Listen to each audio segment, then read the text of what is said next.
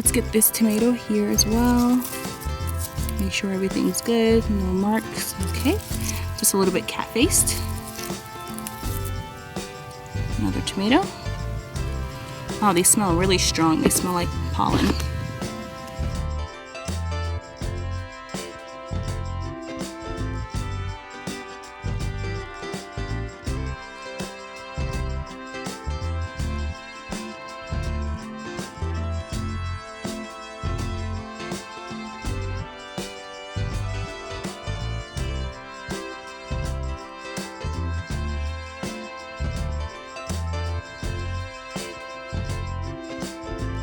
Some beets under there coming up. Hopefully those will survive the frost as well.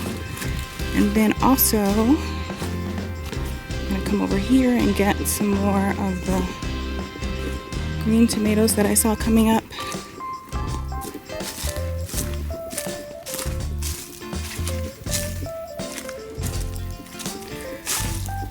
Whew, there's so much to do. I actually need to probably harvest these hibiscus as well. So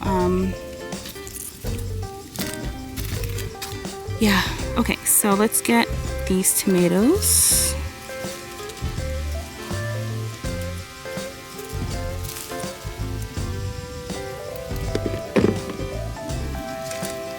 A couple more here. And then the super small ones, I'm just gonna leave them on there and see what happens. They might be fine. I feel like tomatoes have kind of like a natural anti-frost built into them, so they might be okay even after this frost. But it's gonna be a few days of frosty weather, so that's why I want to harvest as much as I can, because those back-to-back cold days might just be a little too much for the plants. Lots of green tomatoes.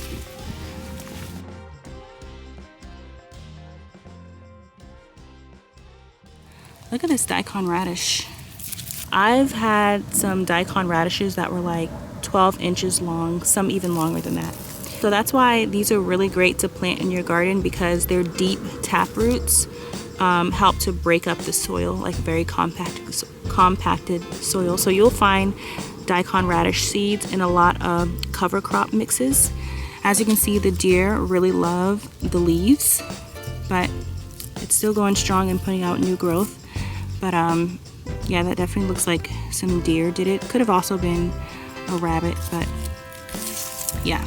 I actually want to leave this in the ground. Once these are kind of at the end of their life cycle, this entire part of the plant, which goes way deep into the soil, will break down and feed all of the microorganisms. Every stage of its growth benefits the soil and all of the microbes in the soil. So I highly recommend just throwing a bunch of daikon radish seeds all in your yard if you have very compact soil and you want to kind of break it up and add some organic matter. This is a great choice. Like I said, I could harvest it if I wanted to, but I kind of want to wait until we have a little bit more frosty weather, because these are very spicy, and I don't mind spicy, but these are like a different kind of spicy that is kind of an acquired taste. However, I noticed that if I leave them out when it gets super cold, they actually get a little bit sweet, and they start to have more of like a neutral flavor and even a little bit of sweetness. So if I do harvest it, I'm not gonna do it right now. I'm gonna wait until we get some cold days, which we do have coming up, so that's good. And let's continue. I'm gonna go grab some jalapeno peppers.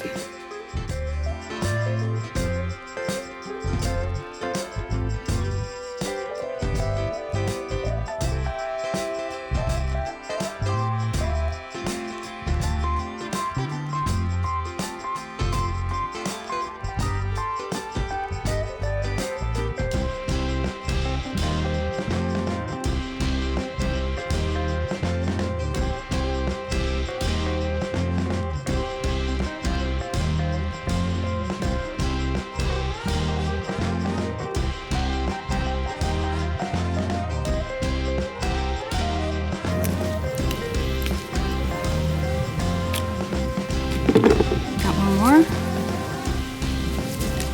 And I think that's it. Oh, here we go. Got all the jalapeno peppers now. Anything else? Let's see.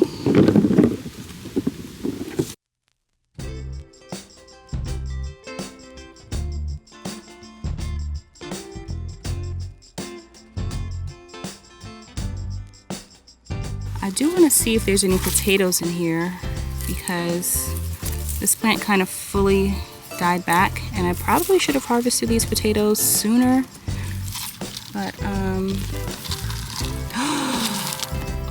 my gosh, what? We have potatoes.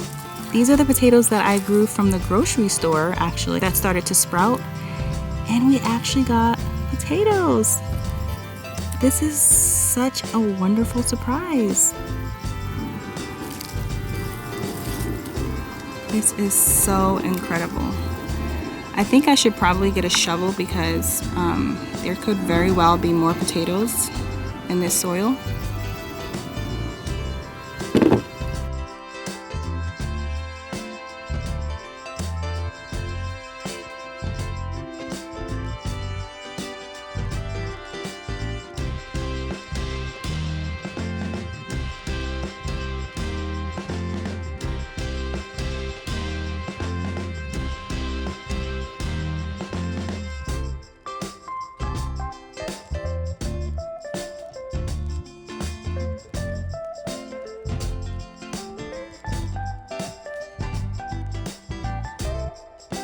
I was not expecting this much success because I did not put, well, I did have carrots in here that dried out a little bit, so I left those in to break down as compost. But other than that, I just threw the potatoes in here without any kind of amendments because I just wanted something planted in there.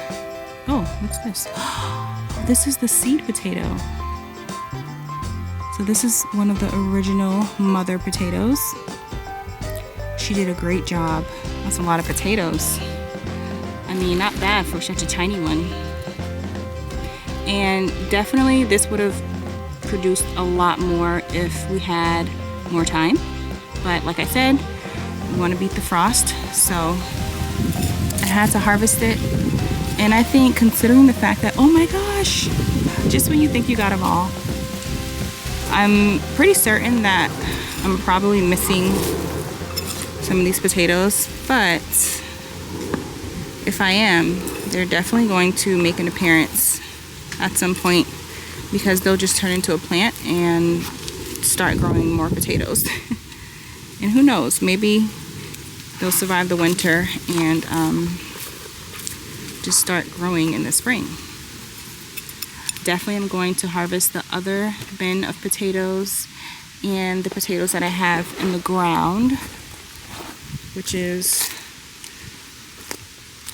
right here. These are the ones that I had in the ground. The soil seems a little compact, but you'd be surprised how well potatoes can grow. And also that's like the crusted top layer, but when I press on it, it's actually pretty soft. So I think it's just because that ground is exposed to, you know, the air and the sun, so it kind of developed a little bit of a crusted layer, which is why a ground covering of some sort, whether it is leaves, grass clippings, or broken down wood chips, is a great idea because it'll keep the soil nice and soft, even at the very top. So yeah, gonna be harvesting these.